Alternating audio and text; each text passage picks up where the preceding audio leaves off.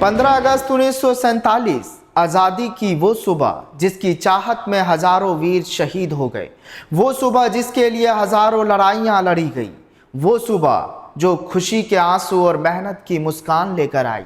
आज हाथों में तिरंगा और जुबां पर जय हिंद के नारे लिए हर हिंदुस्तानी उस रात के बारे में जानना चाहता है जब हमारे पूर्वजों ने पहली बार एक आज़ाद मुल्क में सांस ली होगी। कैसी रही होगी वो 14 या 15 अगस्त 1947 की वो रात। कैसा रहा होगा अपनी दिल्ली का नज़ारा। कैसे पूरी रात जाग कर देश भर में लोगों ने एक आज़ाद होते हुए देश को न सिर्फ देखा होगा बल्कि जिया भी होगा। कैसे अंग्रेजी शासन के खौफ से पीछा छुड़ाकर खुद के पैरों पर खड़े होकर भारत ने एक रात में शताब्दियों के गर्दो गुबार झाँक कर फेंक दिए होंगे। कैसी रही होगी वो रात और वो आज़ादी की पहली सुबह। 15 अगस्त की उस सुबह की तो हर कोई बात करता है, लेकिन आज हम बात कर रहे हैं 14 अगस्त की उस रात की जिसके बाद सब कुछ बदल गया था। 14 अगस्त के दिन भारत के इतिहास का सबसे मुश्किल दिन कहना गलत नहीं होगा। इस एक दिन में भारत के भूगोल, समाज और संस्कृति सबका बंटवारा हो गया था। 14 अगस्त 1947 की वो शाम दिल्ली में हर तरफ एक अजीब सा माहौल था। जहां एक तरफ आज़ादी का उत्साह था, वहीं दूसरी तरफ बंटवारे का दर्द और हिंसा की आशंका भी थी। यह सिर्फ एक दिन नहीं था, बल्कि लगभग 200 सालों की गुलामी के बाद एक नए युग की शुरुआत हुई थी। घड़ी की हर टिक टिक इतिहास रच रही थी। उस रात जो कुछ हुआ वो सिर्फ एक समारोह नहीं था, बल्कि एक राष्ट्र के पुनर्जन्म का गवाह था। 14 अगस्त जैसे जैसे समय बीत रहा था, सबकी सांसें तेज होने लगी थी। लोगों में उत्साह साफ दिखाई दे रहा था। और फिर जैसे जैसे शाम ढल रही थी, दिल्ली के कॉन्स्टिट्यूशन हॉल में गहमा गहमी बढ़ रही थी। उस वक्त आज का संसद भवन का सेंट्रल हॉल ही कॉन्स्टिट्यूशन हॉल हुआ करता था। तब भारतीय विधान परिषद के सदस्य एक ऐतिहासिक बैठक के लिए इकट्ठा हो रहे थे। बाहर बारिश हो रही थी, लेकिन लोगों का उत्साह कम बिल्कुल भी नहीं हो रहा था। हजारों लोग कॉन्स्टिट्यूशन हॉल के बाहर भीगते हुए भी इस ऐतिहासिक पल का गवाह बनने के लिए जमा थे। कोई भी इस मौके को छोड़ना नहीं चाहता था, और छोड़े भी क्यों, जो सदियों की मेहनत और अनगिनत बलिदान के बाद वो पल आने को था। वो आजाद हिंदुस्तान की हवा में सांस लेने के लिए सभी बेताब थे। और फिर सभी बस निगाहें बिछाए इंतजार कर रहे थे बैठक के शुरू होने का, जिसकी अध्यक्षता डॉक्टर राजेंद्र प्रसाद कर रहे थे।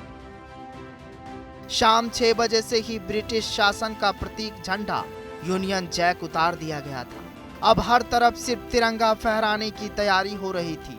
और फिर आखिर वो पल आ ही गया। रात 11 बजे बैठक शुरू हुई। नेताओं ने अपने विचार रखे, लेकिन सभी को उस एक पल का इंतजार था जब देश आजाद हो। ठीक रात 12 बजे जब दुनिया सो रही थी, तब भारत ने जागकर अपनी आजादी का स्वागत किया। उस समय भारत के पहले प्रधानमंत्री जवाहरलाल नेहरू ने अपना ऐतिहासिक भाषण दिया, जिसे ट्रीट विद डेस्टिनी के नाम से जाना जाता है। उन्होंने अपने भाषण में कहा था, कई साल पहले हमने नियति से एक वादा किया था, और अब वह समय आ गया है जब हम उस वादे को पूरी तरह से नहीं, लेकिन काफी हद तक निभाएंगे। इस भाषण ने भारत के लोगों के दिलों में एक नई उम्मीद और जोश भर दिया। यह समारोह सिर्फ प्रतीकात्मक नहीं था। इसके तहत औपचारिक रूप से ब्रिटिश सरकार ने सत्ता भारत के प्रतिनिधियों को सौंपी। सत्ता के हस्तांतरण के प्रतीक के तौर पर पंडित नेहरू ने लॉर्ड माउंटबेटन से सेंगोल ग्रहण किया था। भले ही यह एक खुशी का मौका था, लेकिन उस समय लॉर्ड माउंटबेटन का चेहरा भी चिंतित था, क्योंकि उन्हें पता था कि एक तरफ जहां भारत अपनी आज़ादी का जश्न मना रहा है, वहीं दूसरी तरफ पाकिस्तान में और पंजाब व बंगाल जैसे राज्यों में बंटवारे की आग लगी हुई थी। सभी इस उम्मीद में थे कि पूरा देश एक अखंड शांति प्रिय तरीके से आज़ाद होगा। लेकिन देश के बंटवारे का जहरीला फैसला 18 जुलाई 1947 को ले लिया गया था। अंग्रेजों ने भारत को बांटने की ठान ली और इसकी नींव रखने आ रहे थे लंदन के एक वकील सर कैरोलिन रेडली फिक, जिनको भारत की संस्कृति का ना तो ज्ञान था और ना समझ थी।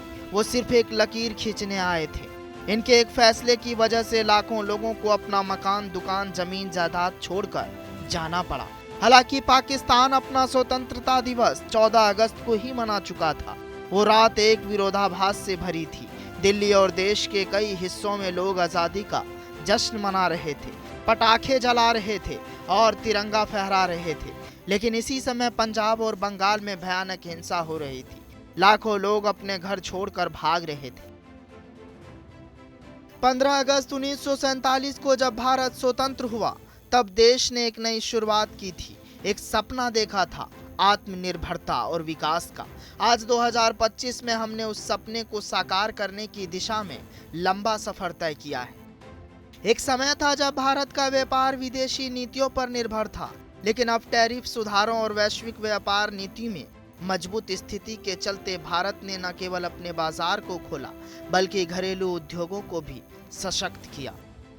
मेक इन इंडिया और वोकल फॉर लोकल जैसी पहलों ने नई ऊर्जा दी, जिससे भारत वैश्विक सप्लाई चेन का एक मजबूत हिस्सा बन चुका है। अब हम न केवल तकनीक और डिजिटल इंडिया में अग्रणी हैं, बल्कि कृषि, निर्यात और उत्पादन क्षेत्र में भी आत्मनिर्भरता की ओर तेजी से बढ़ रहे हैं।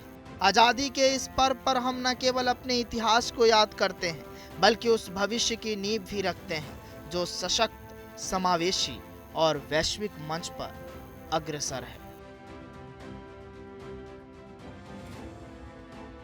14 अगस्त 1947 की आधी रात को देश आजाद हुआ। ये 2 सदियों की लंबी गुलामी के बाद मिली आजादी थी। अंधकार से भरी 2 सदियों के बाद स्वतंत्रता का सूर्योदय था।